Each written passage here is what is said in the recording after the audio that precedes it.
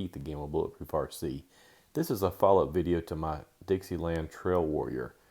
If you saw my last video, you realize the body that I got was serialized with a serialized tag, and I kind of wanted to keep that one intact. So I went over to Injora.com and picked up a second body.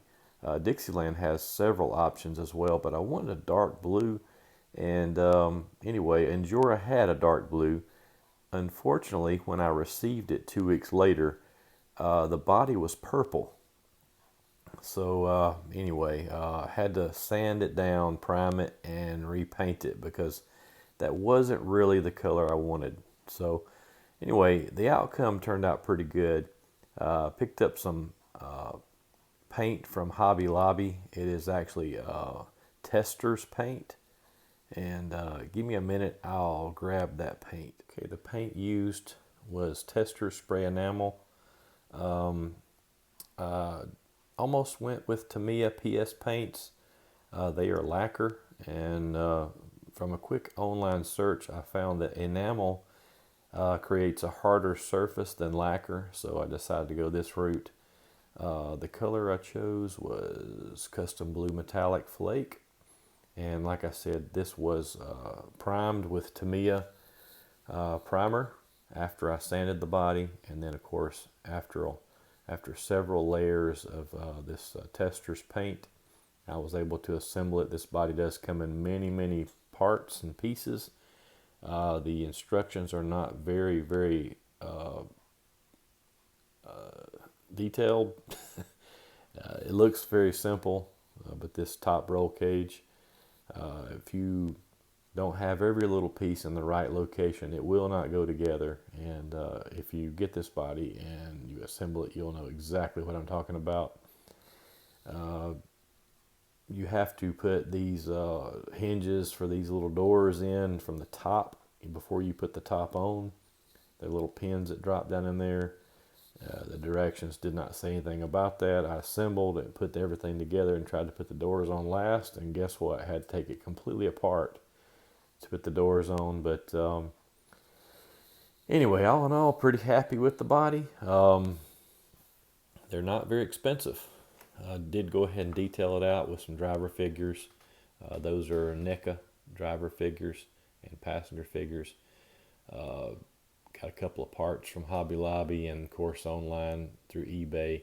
And I used, if you can see it, used the fuzzy side of double stick Velcro and used it to mimic carpet, and it's throughout the floorboard in the vehicle and the back. And that actually worked out kind of neat because you can use the other side of the Velcro and stick it to your scale parts, and they are Velcroed in, so you can move them around, change how you want things, and nothing is permanent or glued in. And that actually comes in handy since I had to use the 3 screws in here to mount the back hinge system. That way I can take it back loose if I need to, change a body out, whatever. You know, it's pretty easy. And I'm gonna pause the video and get the lights turned on. I did add LED lights. Real quick before I do that, this is a front bumper that I picked up from Club 5 Racing on eBay, and it looks very scale and looks just like a Jeep JK front bumper. It is designed with a plate up here you can put a winch in. Since I have a servo winch, I did have to, there's a metal plate behind this bumper. I had to drill a hole to put this winch lead through, but pretty easy to do. And let's get this video paused. I'll show you what everything looks like lit up. Okay, with the LEDs in there.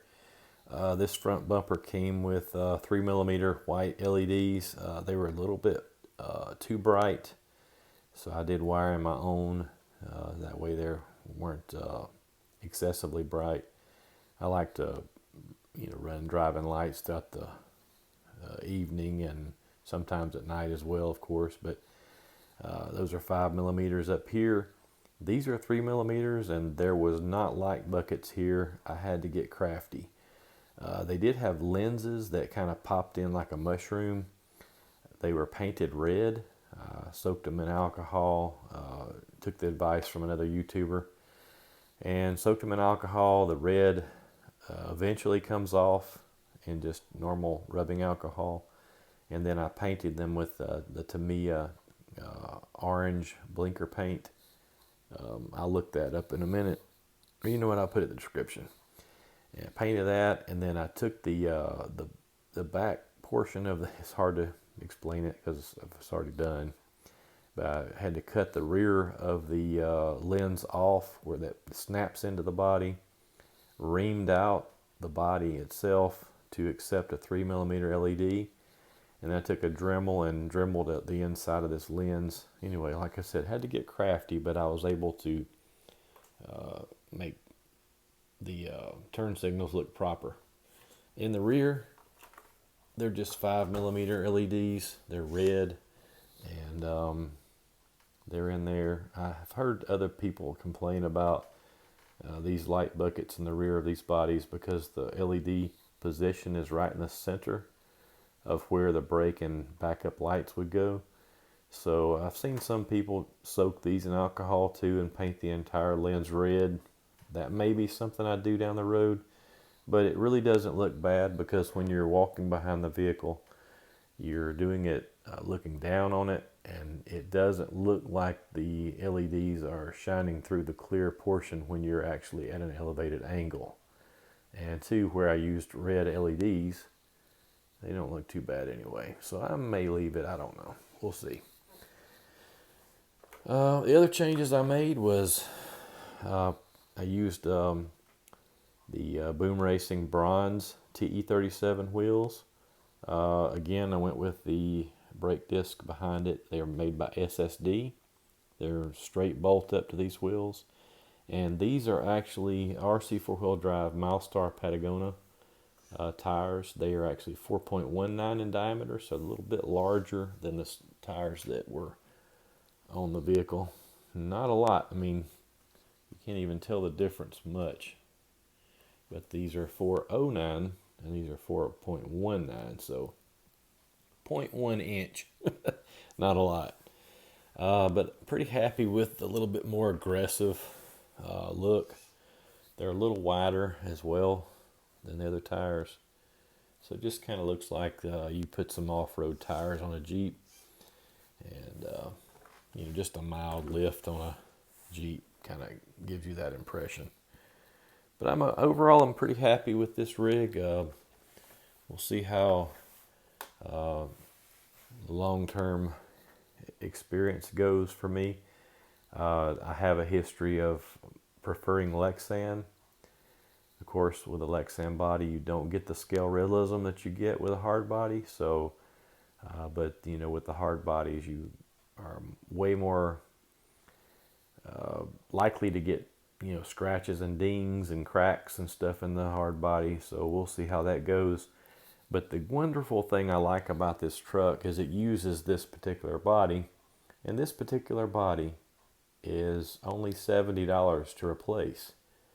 So most Lexan bodies out there, once you buy them, paint them, you have that invested in a Lexan body.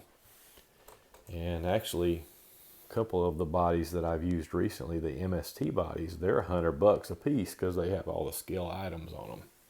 So considering you get a hard body with all of these pieces and parts and integral details in them, it's very much worth $70, I would think. So pretty happy with it. But I guess that'll do it for this video, guys. As always, like and subscribe to Shoe Fits, my friends. Have yourself a great day.